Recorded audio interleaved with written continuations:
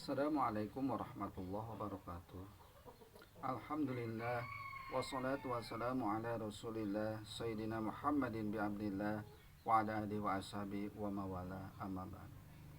Hadirin kaum muslimin rahimakumullah. Dina kasempatan ayeuna urang lajengkeun deui kana bab ilmu.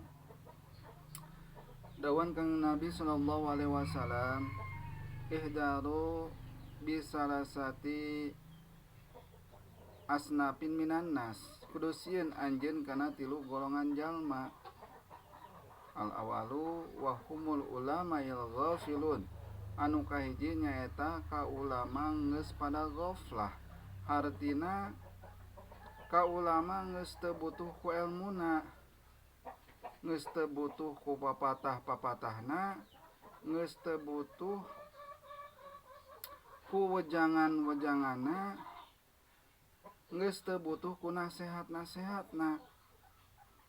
Tah kudu sieun, sabab lamun jalma geus teu butuh nasehat agama, pasti hirupna sakama-kama. Hartina bakal turun azabna. Tuluy nu kaduana nyaeta wal fuqara mudahinun, kadua nyaeta ka jalma fakir geus pada ngantep, geus teu paduli, geus teu boga rasa empati, geus teu boga rasa karunya. Sanajan jalma fakir manehna loba harta geus teu paduli, tah di dinya eta hiji ciri urang teh kudu sieun. Sabab lamun kitu hawatos bakal turun azabna ti pangeran.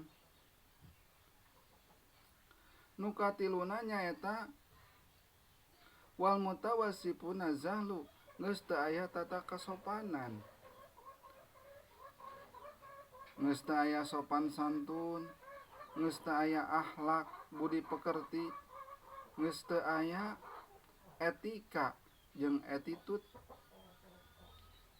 kasaluhureun siga jeung babaturan, anak kakolotna culangong bedegong. Tah eta kudu sieun. Sieun karena sieun diturunkeun azab ti Allah. Sabab dawan kang Nabi sallallahu alaihi wasallam, sayati zamani alal ummati yakhruzuna minal ulama wal fuqaha, bakal datang hiji mangsa ti umat kaula nyaeta anu ngajarawuhan ti para ulama jeung ahli fikih.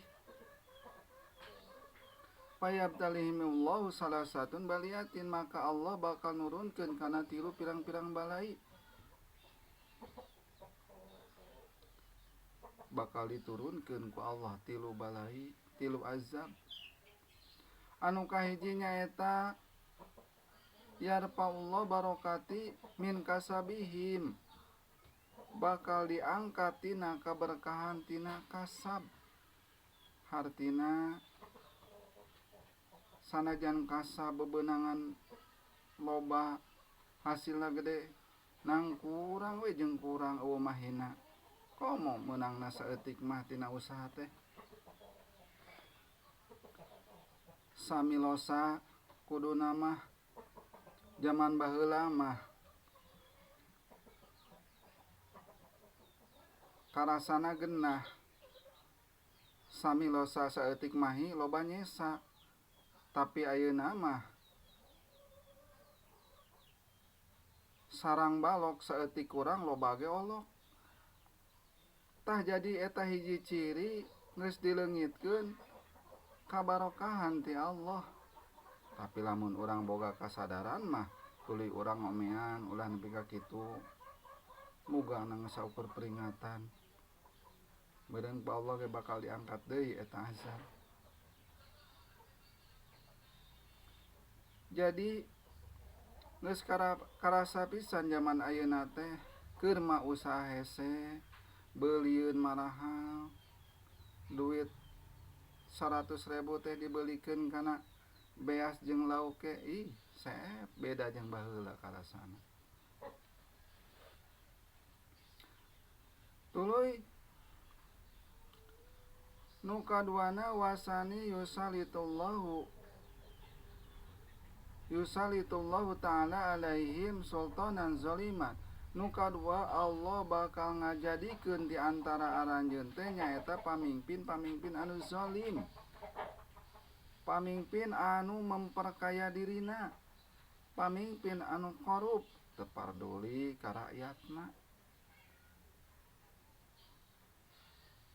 korupsi ngabebeunghar dirina padahal gajihna geus gede.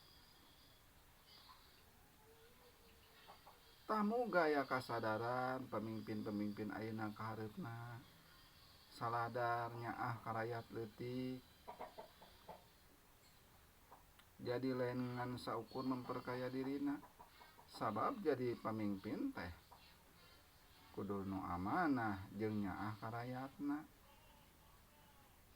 Tah lamun Allah ngajadikeun pamimpin-pamimpin anu model kitu,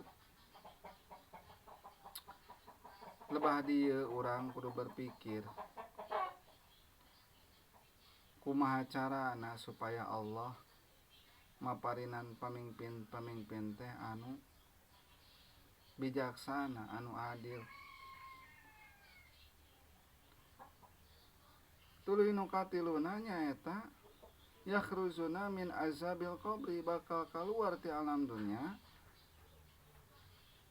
Yakhruzuna mina dunya bi ghairi iman, bakal kaluar ti alam dunya bari teu mawa iman. Jadi Allah maparinan tilu azab teh, nu kahijina ngaleungitkeun barokah tina kasab, nu kadua Allah ngajadikeun pamimpin-pamimpin anu zalim, anu katilu nyaeta bakal kaluar ti alam dunya bari teu mawa iman, hartina maot ngaranna, maot teu mawa iman. Tamuga ku ayana kasadaran ieu, hayu urang omean diri urang sangkan hirup leuwih baik deui. Kudu butuh kana elmuna ulama, sabab ulama mah warasatil anbiya, elmuna ilmu agama, ilmu syara, ilmu Al-Qur'an, ilmu Allah.